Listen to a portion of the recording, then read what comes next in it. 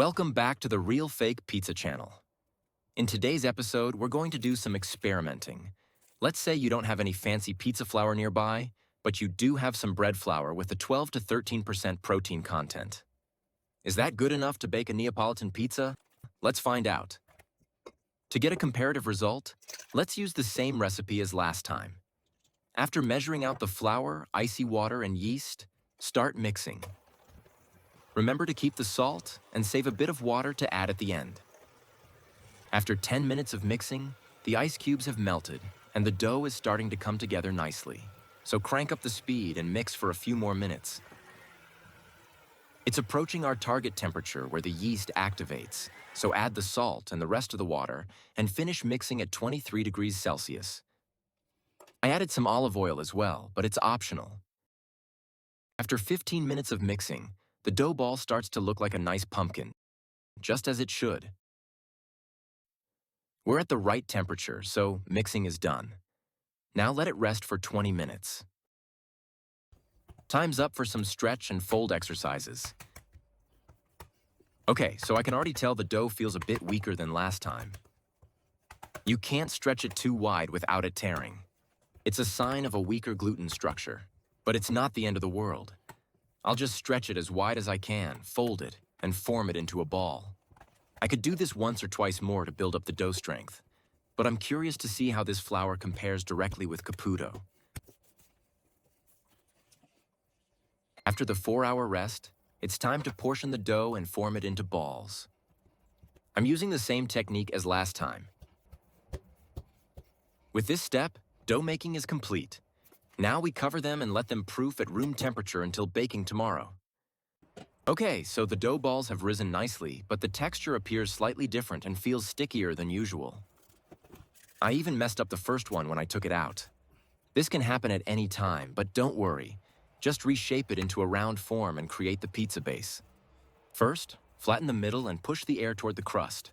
Then slap the dough to remove the excess semolina. This dough is a lot weaker than I anticipated. It's not as elastic as the Caputo flour I used last time and tears very easily. Let's try to patch the holes and avoid having to reball it. Simply pinch the dough together around the holes. Then try to shape a nice flat base into a round form.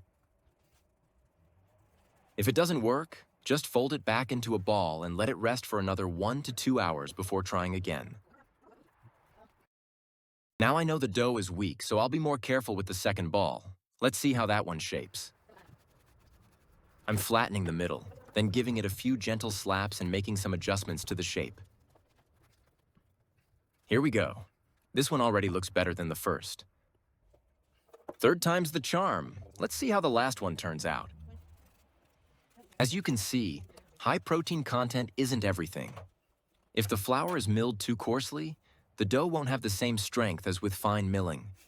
It can still work, but adjustments are required, such as lowering hydration and adjusting the fermentation time. In terms of dough handling, Caputo Pizzeria flour easily comes out on top. However, baking, rising, and taste also matter. Now let's see how they bake. Starting with the first one.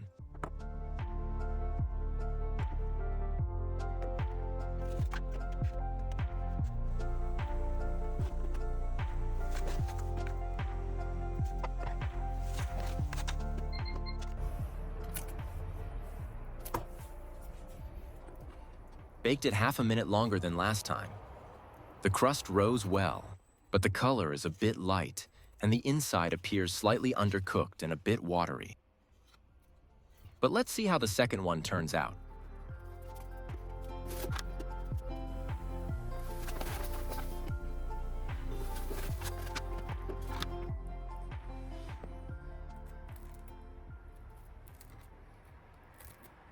This one cooked for 3.5 minutes.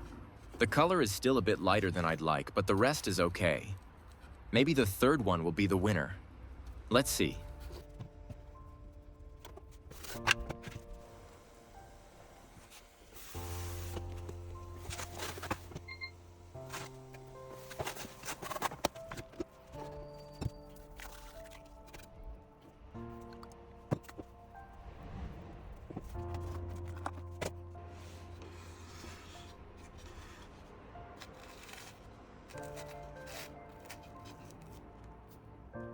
I could try again, I'd use a bit less hydration and a shorter fermentation time, but overall, I'm happy with the result.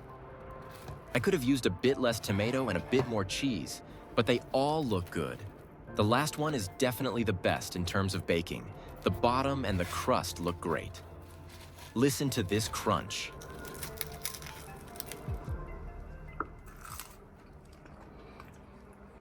It's not Italian pizza flour, so don't expect wonders.